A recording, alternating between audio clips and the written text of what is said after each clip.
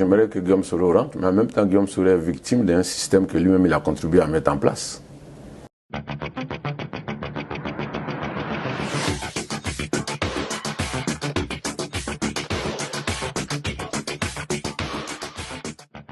J'aimerais que Guillaume Soro rentre, mais en même temps, Guillaume Soro est victime d'un système que lui-même il a contribué à mettre en place. Voilà, c'est-à-dire que voilà, quand Guillaume Soro était Premier ministre, il y a des gens qui étaient en exil parce que Guillaume Soro est Premier ministre, ainsi de suite. Donc tout cela, que ce soit Gbagbo, en fait, toute la classe politique... Pour vous, il n'y a pas d'amende honorable pour la classe politique ivoirienne? Parce que chacun a dû pécher selon vous, quand on voit votre analyse. Non, moi je pense que si on continue comme ça, même après le président Ouattara, on va retomber. Hein. Bah c'est ce que je disais tout à l'heure. En fait, c'est ce que je disais en livre et je vous posais la problématique. Mais ça va arriver parce que c'est les Ivoiriens qui doivent éduquer nos hommes politiques. C'est nous les Ivoiriens qui doivent dire, bon écoutez, voilà, arrêtez là. Qu'est-ce que vous êtes prêts à faire? Qu'est-ce que vous êtes prêts à faire pour nous, pour les Ivoiriens, pour la Côte d'Ivoire, pour que la Côte d'Ivoire avance? Et puis bon, voilà. Il faut une société civile forte. Parce que la différence entre la Côte d'Ivoire et le Mali et le Burkina, tout ça, c'est qu'au Mali, au Burkina Faso, il y a eu le balai citoyen. Vous avez fait la transition parce qu'on allait en arriver. Ouais. On voit Ibrahim Traoré, le capitaine Ibrahim Traoré, qui a hérité du pouvoir avec Damiba, qui a été éjecté. Cette situation confuse au Burkina avec toutes ces transitions insurrectionnelles, je vais dire ça comme ça. Comment est-ce que vous analysez ça? Mais d'abord, je voulais dire que le problème de la Côte d'Ivoire, c'est qu'il n'y a pas de vraie société civile. C'est des sociétés civiles qui sont affiliées à des partis politiques. Donc il n'y a pas une société civile forte comme le balai citoyen au Burkina Faso, comme le mouvement Yanama au Sénégal, comme le FNDC en Guinée. Il n'y avait pas eu de ça. Donc c'est tout ça qui nous fatigue aussi parce que voilà, les hommes politiques, les artistes sont, pardon, les gens de la société civile et les artistes sont souvent récupérés par des hommes politiques. Donc ça fait que il n'y a pas de bloc qui se bat pour la Côte d'Ivoire, mais les gens vont se battre pour Alassane Ouattara, ils vont se battre pour Gbagbo, ils vont se battre pour Bédié, ils vont se battre pour tel. On voit en Côte d'Ivoire Pulgérie Balé qui donne de la voix, mais qui chaque fois se retrouve en prison. Elle ne fait pas assez? Oui, elle fait assez, mais le fait qu'elle se rapproche souvent des partis d'opposition, ça ne colle pas en fait. Tu vois, et le fait qu'elle est proche des opposants, normalement, la société civile doit rester neutre. Ça, c'est mon avis. Hein. Une société civile... Et pourtant, elle revendique cette neutralité quelque part, non? Oui, mais en même temps, elle reçoit des soutiens sûrement des hommes politiques, voilà, etc. Et je ne dirais pas qu'elle devait les refuser, mais elle ne devait pas les officialiser. Voilà, parce que quand on sait que vous êtes proche, vous êtes de la société civile et que vous parlez quand même avec tel opposant, vous parlez, voilà. C'est comme, je te donne un exemple, hein. Des petits frères que je respecte beaucoup et j'adore leur courage, ils sont tellement courageux. Quand Yodé et Siro sortent de prison, ils vont remercier Henri Kounabédié. Voilà. Ou bien ils vont aller remercier tel opposant. Donc je pense que c'est des choses que les gens, il ne font pas attention, mais ça casse la neutralité, ça déséquilibre. Et donc ça fait que celui qui est au pouvoir... C'est vrai que j'aurai l'occasion de leur poser la question. Parce que celui qui est au pouvoir, oui. Mais il te voit tout de suite comme un opposant. Si tu vas chez sa rivale ou bien son rival là, pour aller faire bisous là-bas, lui il se dit, ah, il fait bisous là-bas, ok. Donc, il ne peut pas faire bisous là-bas et dit qu'il est neutre. Donc, c'est un peu ça le problème de la société civile en Côte d'Ivoire.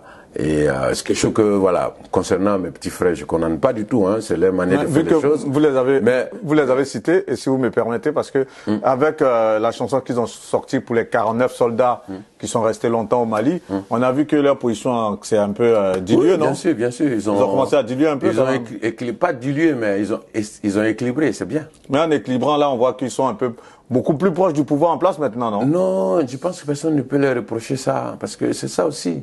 Il ne faut pas bloquer les gens. Il faut laisser les gens vivre. Il faut laisser les gens... On tend pas vers la mangécratie, là? Non. Bon, je ne pense pas. Le problème, c'est que en Côte d'Ivoire, quand tu vas saluer Gbagbo, tu es bon Ivoirien. Tu vas saluer Bédié, tu es bon Ivoirien. Quand tu vas saluer Alassane Ouattara, oh, Non, mais je vous prends au mot. Puisque vous avez dit les gens de la société civile, quand ils se rapprochent des opposants, c'est mal vu. Oui. Donc, quelque part aussi, c'est clair que ceux qui sont dans la position contraire se disent, quand on se rapproche du président Alassane Ouattara aussi, c'est mal vu. C'est vrai. Non, je vais protéger un peu mes petits frères, que je trouve très courageux. Et d'ailleurs, à l'époque, quand ils ont sorti le single, là, je les ai félicités. 49 soldats. Voilà, non, pas avant, quand ils ont sorti... sur l'album Héritage, où ils ont, vous avez fait pas mal de critiques. Vous avez été convoqués, là. C'est ça. Voilà, je les ai soutenus. Parce que moi, président, on dit quoi? Voilà, c'était cette chanson qui lui avait valu un peu la garde à vue à la brigade de recherche. Et donc, voilà, je les ai félicités. Hein. Moi, j'ai vraiment aucun problème. Je veux juste que les gens fassent attention à ça. Parfait. Voilà. On termine rapidement par nos voisins. Le voisin, ouais. Le Burkina, le Mali, cette situation qu'on vit dans ces pays. Un mot là-dessus. Écoutez, le Mali et le Burkina sont en guerre. Voilà. Ils sont en guerre, ça dit qu'il y a le feu à la maison. Maintenant, la communauté internationale a promis de les aider. Et puis, ils n'arrivent pas. Malgré toutes les nouvelles technologies, les radars, les temps, ils n'arrivent pas. Vous avez l'impression que la France n'assiste pas assez ces pays-là? Non, depuis de 2013 à 2021, si la France pouvait faire quelque chose, elle allait le faire. Elle ne peut pas. Elle l'a pas fait. Donc vous comprenez leur position de rompre les liens avec la France? Mais écoutez, moi j'ai toujours dit que l'indépendance de nos pays ont été données la journée et ont été repris la nuit. Voilà, c'est-à-dire que tous ceux qui ont voulu, qui ont cru que l'indépendance était réelle, ont été soit assassinés, soit éjectés du pouvoir. Modibo Keïta, Kwame Nkrumah, Patrice Lumumba, etc. Thomas Sankara qui est le dernier, etc. Donc tous ceux qui ont voulu, en tant que président, profiter de l'indépendance pour aller voir qui ils veulent, ont été éjectés du pouvoir. Et donc aujourd'hui, ces deux pays ont décidé d'être indépendants. C'est-à-dire qu'aujourd'hui, s'ils veulent, ils peuvent dealer avec la Russie, s'ils veulent, ils peuvent dealer avec la Chine, s'ils veulent, ils peuvent dealer avec les États-Unis, avec l'Europe, etc., sans demander l'avis de quelqu'un. Et c'est ça qui a été le problème. C'est que dans les années 60, lorsque Modibo va voir les Russes, il a des problèmes après. Sékou Touré, le fait d'être libre, aller voir qui il veut, a eu beaucoup de problèmes. Kwame Nkrumah a été éjecté du pouvoir. Je crois qu'il était en visite en Chine. Il était en visite en Chine lorsqu'il fut éjecté du pouvoir, etc. Bon, donc ces jeunes-là aujourd'hui se sont donné le droit d'aller voir la Russie, d'aller voir la Chine, de rediscuter les contrats, de revoir les accords, etc. Mais c'est extraordinaire. Nous, on vit ça, on est content. En tout cas. Mais nous, on est content. Nous, on vit ça. Mais c'est de cet éveil de l'Afrique-là dont vous rêvez? Oui, c'est moi qui chantais « Réveillez-vous, la politique France-Africa, c'est du blague et tuer ». Parfait. Etc. Mais je ne suis pas encore mort. Je vois les résultats de ce dont j'ai parlé il y a 20 ans. Et donc, c'est extraordinaire. Je pense que ces pays-là se sont simplement donné la liberté d'aller voir qui ils veulent. Et en fait, c'est la reconquête de la vraie indépendance qui est en jeu aujourd'hui au Mali et au Burkina Faso. En tout cas, chaque génération ses combats. Et on pense que ces jeunes-là, dans leur combat, permettront à l'Afrique, parce que vous êtes vraiment un chantre des libertés africaines. Oui. Mais en même temps, ce que je voulais dire à ces pays, c'est qu'il y a un prix à payer. Quand on veut... On en a parlé en début d'interview, cette thématique, cette notion. La liberté pour vous a-t-elle un prix? Quelque part, peut-être on est en train de résoudre l'équation à la fin. Oui. Il y a un prix à payer. C'est-à-dire qu'aujourd'hui, les populations maliennes se plaignent, les populations burkinabées se plaignent, mais il y a une métamorphose, il y a un changement, donc il y a un prix à payer. Malheureusement, c'est la population qui va payer, mais c'est le prix de la reconquête de l'indépendance qu'ils sont en train de payer. Parce que ces pays-là vont se faire beaucoup d'ennemis qui vont militer pour leur rendre la tâche difficile. Et donc, il faut que la population soit compréhensive. Mais en même temps, je condamne tout emprisonnement pour des libertés d'expression, des libertés d'opinion dans ces pays-là. Voilà. Comme le cas au Sénégal où on voit aussi le député sénégalais tout le temps poursuivi. Ousmane Sonko sera Ousmane Sonko sera le prochain président du Sénégal. Ah ouais. Ouais. Vous n'allez pas vous mettre à mal avec le président Macky Sall, vous le dites ouvertement, c'est son opposant le plus farouche. Oui, parce que le président Macky Sall est en train d'emprunter le même scénario que son prédécesseur Wade. Et il se trouve que le président Macky Sall était dans le combat contre le 3e mandat sous Wade. Et donc aujourd'hui, lui, il est aux affaires, même si, évidemment, les constitutionnalistes vont démontrer qu'il a le droit. Mais je pense que pour la stabilité de son pays, pour la victoire de la démocratie, pour la liberté d'opinion, la liberté, l'amour pour le Sénégal, il aurait dû s'arrêter. On m'en voudrait, vu que vous parlez de 3e mandat. Ce 3e mandat, est-ce que vous l'avez combattu pour le président Alassane Ouattara? Mais bien sûr. Moi, j'ai été le premier artiste à sortir un titre qui s'appelait, comment on appelle, 3e dose. C'est ça. Et c'était 2 ans avant les élections. 3e dose, dans lequel je dénonce ce 3e mandat. Mais les Ivoiriens, quand j'ai vu les commentaires, les gens disent, mais lui, là, il raconte quoi même? Lui, là, il est fou, hein? Lui, là, il est...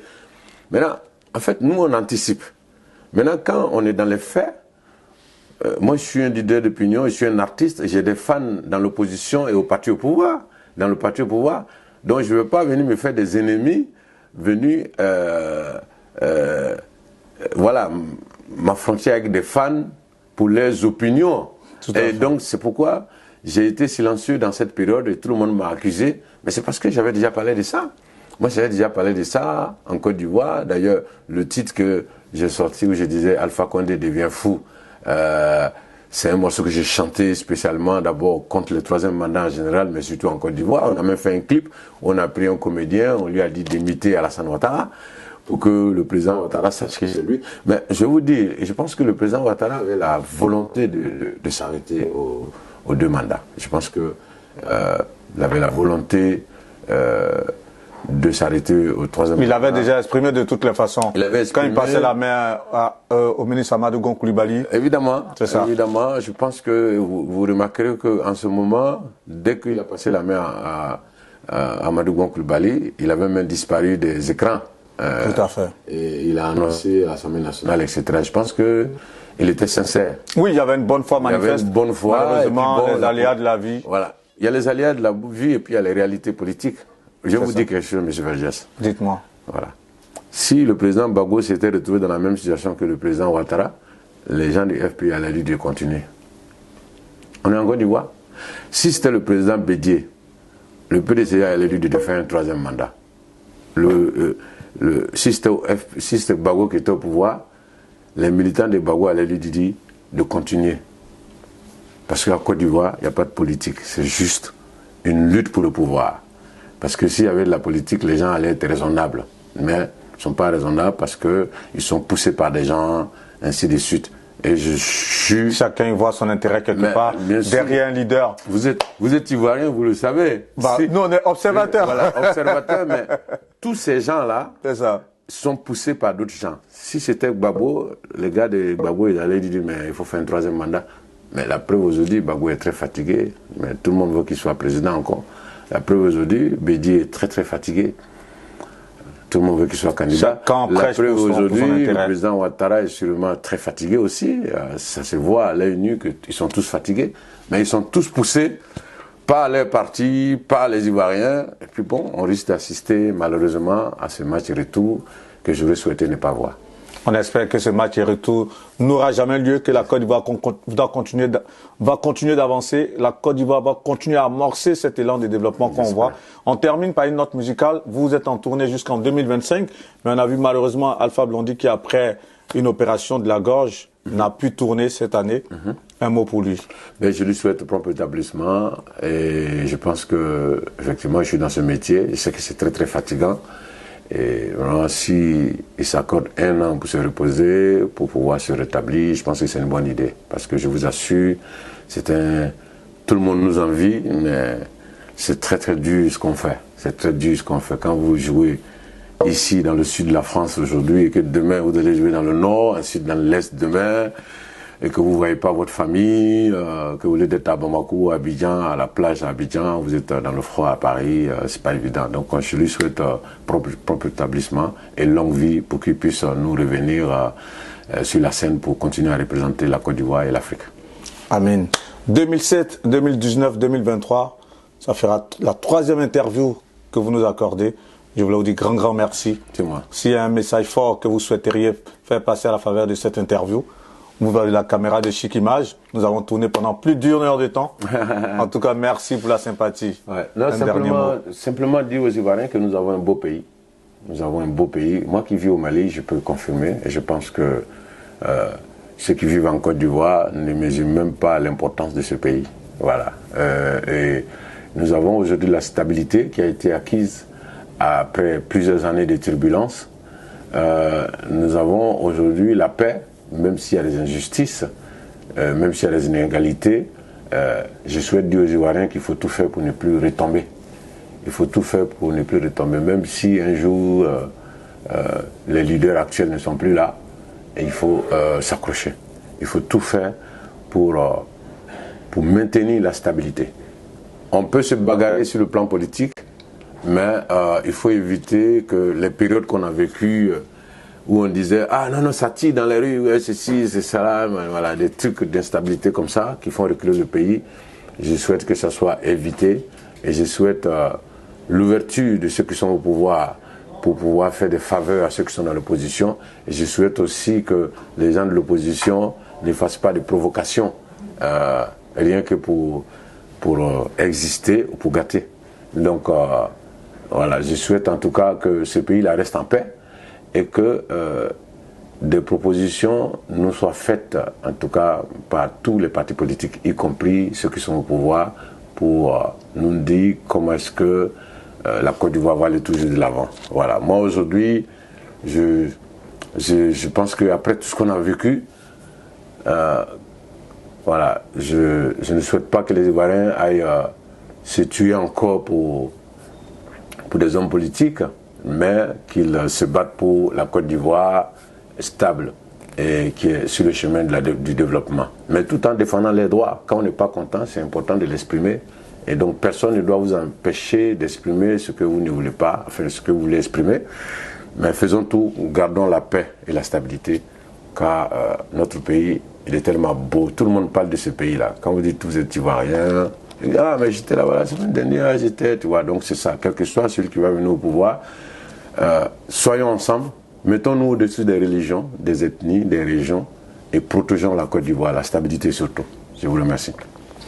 Merci infiniment. Merci Tiken. Merci beaucoup. Depuis 1993, il est sur la scène musicale. 30 ans qu'il continue de prêcher pour l'Afrique. 30 ans qu'il fait les plus grandes scènes au monde. Avec beaucoup de titres, avec des disques d'or. Malheureusement, il n'a toujours pas eu de décoration de l'État de Côte d'Ivoire. Mais il continue de donner de la voix pour ce pays. Il continue de dire, de prêcher ce message de la paix. Parce que vous le savez, tout comme moi, sans stabilité, on n'aura pas, on va dire, ce développement tant recherché que la Côte d'Ivoire a amorcé sous l'ère du président Alassane Ouattara. Nous avons pris plaisir à échanger avec Tiken Jah Fakoly en ce jour à Paris. Merci encore une fois de plus. C'est la 3e interview qu'il nous accorde. Franchement, merci encore. Merci beaucoup. C'est mon frère. Merci. Vive la Côte d'Ivoire. Amen. Vive l'Afrique. Et puis plein succès pour tes tournées jusqu'à 2025. Amen. On vous retrouvera, du moins sur des dates. Et puis ce sera toujours avec un grand plaisir. Merci d'avoir suivi cette interview sur actupeople.net. Que Dieu vous garde. C'était à la réalisation Chic Image avec Didi Stone, avec à l'assistance Estelle Serigba, qui nous a pouponné sur le plateau. Que Dieu vous garde. À très bientôt. Guillaume Vergès.